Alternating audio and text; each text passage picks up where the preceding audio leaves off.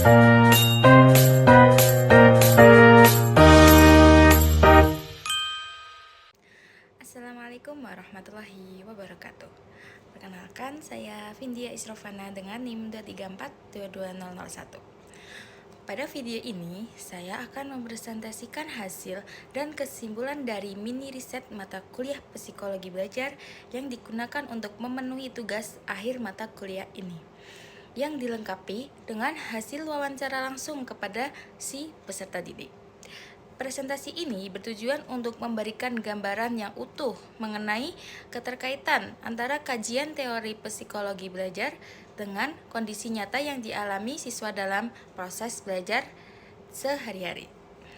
Sebagaimana kita ketahui bersama, proses belajar bukan hanya tentang memahami materi pelajaran saja, tetapi juga melibatkan berbagai aspek psikologis dalam diri peserta didik. Aspek-aspek tersebut meliputi motivasi belajar, emosi dan sikap, strategi belajar, kebiasaan belajar, serta lingkungan sosial dan lingkungan belajar. Oleh karena itu, mini riset ini disusun dengan judul Aspek Psikologis dalam Belajar, dengan tujuan untuk mengkaji bagaimana faktor-faktor psikologis tersebut mempengaruhi keberhasilan belajar si peserta didik.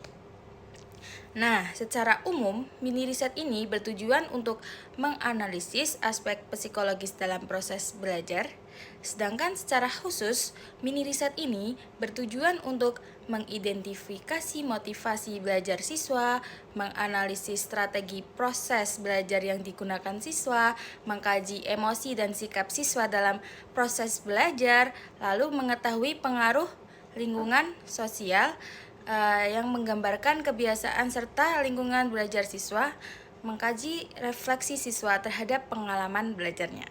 Nah, secara teoritis, psikologi belajar menjelaskan bahwa belajar merupakan proses perubahan perilaku yang terjadi melalui pengalaman dan interaksi dengan lingkungan.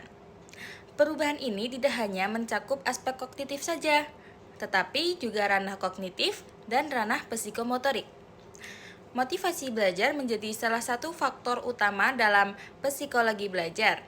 Motivasi dapat berasal dari dalam diri siswa seperti cita-cita dan keinginan untuk sukses maupun dari luar diri siswa seperti dukungan orang tua, guru, dan teman sebaya. Selain itu, strategi belajar dan kemampuan mengelola proses belajar secara mandiri atau self-regulated learning juga sangat berpengaruh terhadap efektivitas belajar siswa. Emosi, sikap, dan lingkungan sosial turut berperan dalam membentuk suasana belajar yang mendukung atau justru menghambat proses pembelajaran. Nah, mini riset ini menggunakan pendekatan kualitatif deskriptif. Subjek penelitiannya terdiri dari 3 siswa SMA yang berasal dari tingkat yang berbeda-beda, yaitu dari kelas 10 dan kelas 12. Pengumpulan data dilakukan melalui wawancara daring secara semi terstruktur, sehingga responden dapat menjelaskan pengalaman belajar mereka secara bebas dan mendalam. Data yang diperoleh kemudian dianalisis secara deskriptif untuk menggambarkan kondisi psikologis siswa dalam proses belajar. Baik, berdasarkan hasil wawancara terhadap 3 siswa SMA, diperoleh temuan bahwa motivasi belajar siswa dipengaruhi oleh cita-cita masa depan serta dukungan dari orang tua, keluarga, maupun teman sebaya. Nasihat orang tua dan pengalaman hidup menjadi faktor penting yang mendorong siswa untuk tetap semangat dan tekun dalam proses belajar. Selain itu, siswa juga telah menerapkan berbagai strategi belajar, seperti mencatat, berdiskusi, bertanya kepada guru atau teman, serta memanfaatkan media digital untuk memahami materi yang sulit dipahami oleh siswa tersebut. Dari sisi emosi dan lingkungan belajar, siswa umumnya merasa senang dan antusias ketika memahami pelajaran, meskipun rasa bosan dan malas terkadang muncul saat menghadapi kesulitan belajar. Lingkungan sosial yang mendukung, baik dari guru, keluarga, maupun teman sebaya, membantu siswa merasa lebih nyaman dalam belajar. Melalui refleksi, siswa menyadari bahwa tantangan utama dalam belajar adalah mengelola rasa malas dan waktu belajar, sehingga mereka berkeinginan untuk memperbaiki cara belajar agar lebih efektif ke depannya.